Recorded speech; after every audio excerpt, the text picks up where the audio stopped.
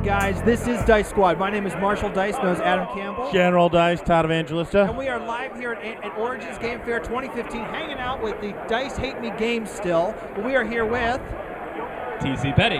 TC Petty the third. Of what? And what's your game here? This is Viva Java, the coffee game, the dice game. All right. Yes. By the way, Let's talk a little bit. That serves coffee piping hot. Go ahead. Sorry. Well, we're talking about coffee a lot because TC, you invented. What was your first game? First game that was published was Viva Java, the coffee game. Right. We have a little copy here, but it's a little bigger. And as I recall, you made that game because you wanted to have an 8-person game. Is that correct? That's right. We had a game group that always got to at least 7 or 8 players. We always had to split up into 2 games at least. And I really wanted to have a game that had some strategy that you could play with 8 people and still get a good game. Now, we have already reviewed Viva Java, the dice game. Viva Java, the coffee game, the dice game. Specifically, yes, if you're looking for it on the web. Colons. Yes, there's 2 colons. But we have already reviewed it, but we wanted to do one with you here and kind of show how the game plays as well. It's one of my favorite dice games. It's a very, if you're looking for a complicated, well, not too complicated, but a dice game that has a lot of choices, this is your one to do it. Plus, if you're looking for bang for buck, this is what you buy, because not only do you get the light game, the wild card game, and the solo game, and what's the other one? It's not light. It's not heavy. It's the Rose, the house blend, right? It comes with all these tokens over here, which I kind of have hidden behind this box. But there are 21 different abilities that you can mix and match on this wild coaster. So it even has interns, another coaster that comes off of it, so that you can just exactly. So that no game is going to really ever be the same. So yeah, let's talk about how to play the game. I was just going to say that, General. How do you play this game? Because it smells delicious. It smells like I'm making coffee. Or could just coffee back there's plenty of coffee. And Marshall, you've already lost one of your tokens there. I did? I guess. Oh, there we go. And then here's white for you. I think you're just sore about that baseball game you lost. Yeah, we just played bottom of the 9th, and I lost terribly. I wasn't in it at all. I lost really bad too. Yeah. All right. Well, TC, let's go through the game just a little bit. Okay. I'll give you an idea of how the game plays. I mean, basically, everybody's got their little player coaster, gives them a rundown of how the game plays. The point of the game is to get to 21 performance points, and you have a little track here on your research coaster. And once you have marked off, actually physically, with a pen or pencil. And you get a lot of these in the box, as well as they're double-sided, as well as there's a PDF of them so if you run out. You need more, and then I laminated them, so I just... Yeah, it's a good idea. But you're just trying to get to 21 points. The main way that you do that is by creating blends. You can create either a featured or a rainbow blend. Rainbow being one of each type of color. It doesn't have to be in a row, it just has to be 5 different colors. So you're using 5 dice for each of these. And then you also have the featured blend, which kind of works on like a poker hand. So in this case, we have green. I don't know if you can see it from there, but they have different rankings of the beans, and they're actually, instead of just colors, they have little pips on the bottom so you know. Right. So that the white bean is 1, yellow bean is 2, brown bean is 3, red bean 4, green bean 5, black bean, etc. Yeah. So the highest is the black bean. We just have a circle because you start getting too many dots. But that's fine. But you might make a feature blend here, so like a 3 of a kind in green. I think that's called a Americano. I'm not exactly sure what they have for flavor, but yeah. So 3 of a kind in green. So when you're making blends, you're scoring points for those blends, but the key to the blends is that you want to keep them in front of you, so you just grab them and physically put them in front of you. And if it gets to your next turn and no one has made a better blend, you're going to score the big points on the bottom. So has a number for different flavors. So a better blend, if you have 3 greens, I'd have to have 3 blacks. 3 blacks, yeah. Or if I had 4 of any bean. Exactly. All right. So you just work on poker hands, and it doesn't even have like a full house. It's just 2 of a kind, 3 of a kind, 4 of a kind, 5. So Right. it's just, and the other dice don't even matter in those calculations. The other way that you score points is by researching. And researching is kind of the cool thing that gives you choices during the course of the game, because on this coaster in the center, there is 5 different abilities that correspond to the first 5 colors of the dice. So not black. Black has to deal with flavor dice, but from white, yellow, brown, red, green, the light coaster here gives you already a printout that you can just start playing. You can use the wild to do all kinds of different things. But as you move on your turn, if you decide not to make a blend or can't make a blend, you can research and you use points that you have from the dice in order to move along these tracks and gain these special abilities that you can use for the rest of the game. Also, the points from them is when you get to the very end of the track.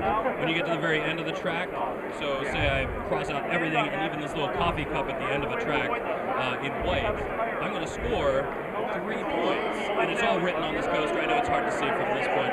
Every number is written on the coaster, so you're going to score that many points, but you no longer can use that ability anymore, and that's the hard part. So you kind of want to score them, but you want to score them later so that you can use those abilities for them. Right. And then the last thing is, if you roll a black bean, you can choose to take these flavor dice, which you can, number one, roll on your turn and have a better chance to create a flavor blend. It's easier to roll 5 of a kind if you roll 7 dice. Exactly. Plus, these have a wild side, and this is really cool because I don't even know how they did it, but they got 5 colors on the die. So there's 5 different. But basically, this counts as any side, so it really just does give you a lot of options. And a little wild and crazy, guys. And a little more advanced, you can also use these to invest in other people's featured blends.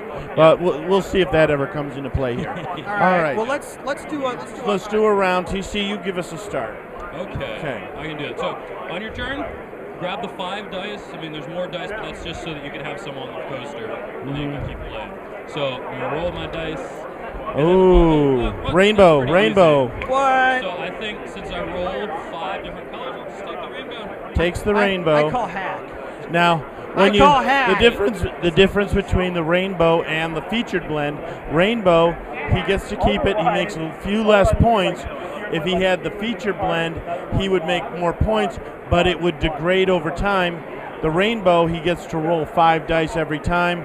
The featured blend, if you choose to try and press your luck and keep it, you don't get to roll your dice. Yep. So in this case, I get the rainbow blend, I score 1 point for making it, and then it's the next player's turn. So I have 2 green, 2 brown, and a yellow. That's a terrible feature blend because that would be 2 greens, so since there's no other So I'm going to put them into research. Green would get me extra black dice. Brown would get me an ability to add more research points. So I'm going to take that. Okay. I'll take the field. It's called field testing. Field testing. So he's gonna, because he rolled 2 browns, he's gonna gain 2 on the brown track. Right. Okay, you go ahead. You can only choose one of them. So I go. Oh man, he's got a blend here. I do? Yeah, you got 3 browns. All right. If you want to. Early on, it'd be hard to take it away from you. It's pretty good. Pretty good early blend. Okay. So he's going to put all the dice on there, and the reason why you do that is because you're going to, like he said, you're going to degrade them.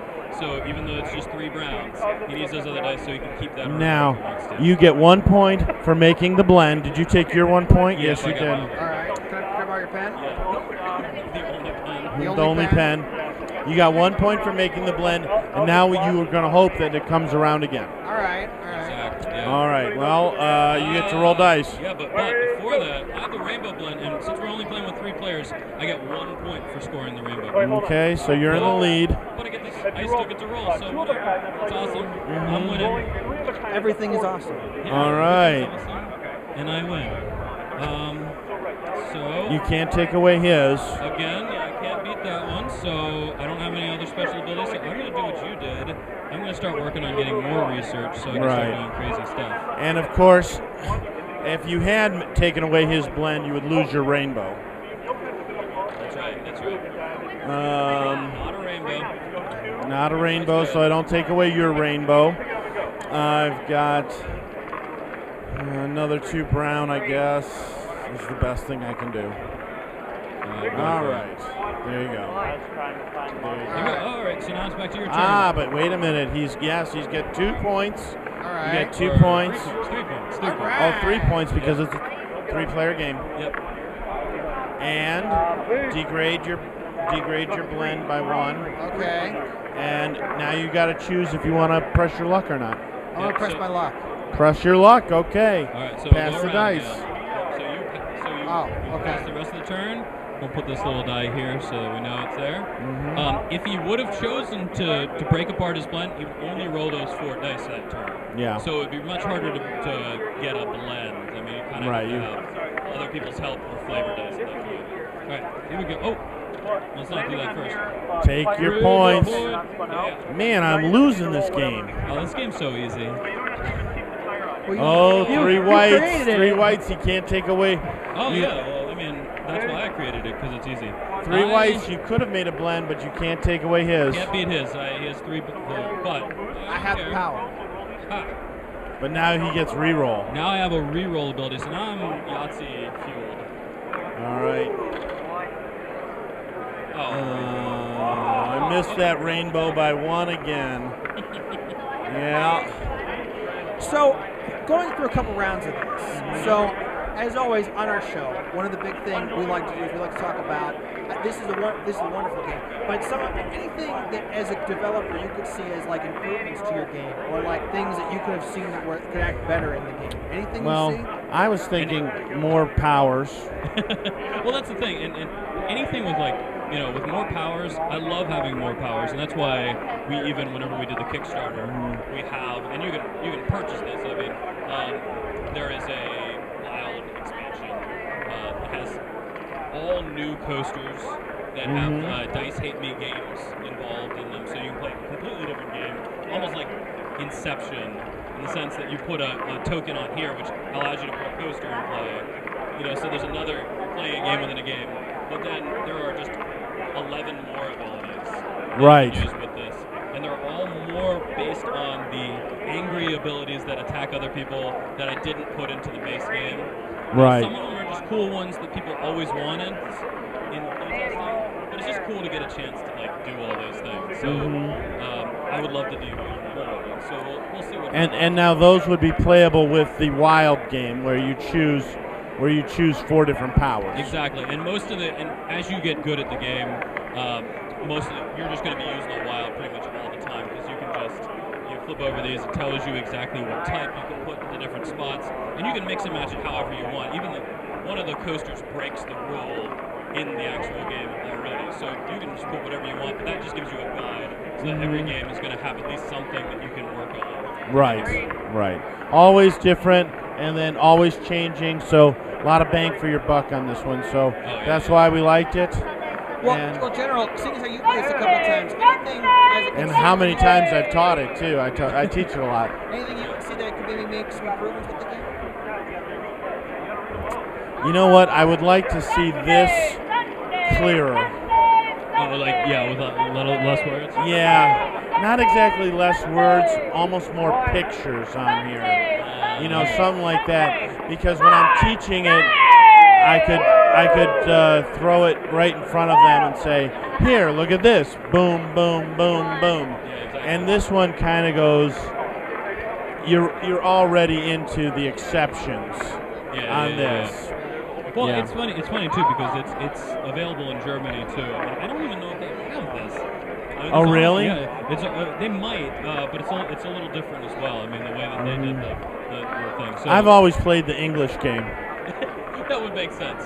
But one thing, I will say this: if we're talking about improvements, one thing that they did, which might end up happening in other editions, they took the wild coasters and everything, and they put it in a separate package, so that you would open it up almost like a legacy package. Really? Yeah. Oh, interesting. So once you played the light game and you played the solo game, and you got familiar with it, you would just open up the package and go. Yeah.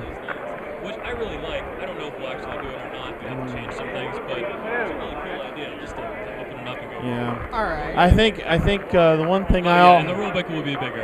And the rulebook will be bigger. and I don't know, because the first time I was here last year, And I loved the game, and I was carrying it around, and I saw 4 people playing the game, and this was what they were doing. I don't understand. I can't. Which is No! And which they is- were crying, and they were at the point of nervous breakdown because they had tried to read the rules. well, and that's so- why and one thing is. So I said, wait, don't give up hope. And I taught them the game.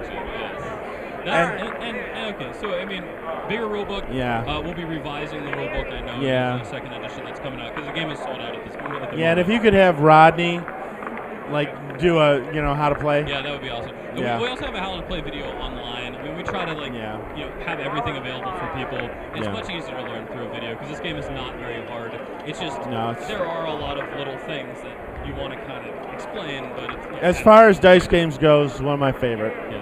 All right. Well, on our show, we normally, whenever we review a game, we normally rate the game. 10 being the best, 1 being the worst. Generally, rate the game. Well, it's better than Rate the Pokemon game Master from the Trainer. designer, and knowing that I will get angry, very angry, and flip the table. Well, I don't know. I think I rated it an 8 when I first played it. So, All right. But it was an instant buy for me. All right. I would also rate this. I'd also give it an 8. I give you. Yeah. Clear. You got an 8 out of 10 for us. These scores may be inflated due to the fact that the designer is sitting right next to us. No, that's not true. Attention, shoppers! They're giving me tough love, so I'm just going to assume they meant 10. So if you're watching this, 10 out of 10 is really good. But we still have way more things going on here at Origins Game Fair 2015. Thank you very much for being on our show. Yeah, no problem. No problem. Thanks, TC. But until next time, my name is Marshall Dice. So is Adam Campbell. General Dice Todd Evangelista. And With, TC Petty the third. and we'll see ya later.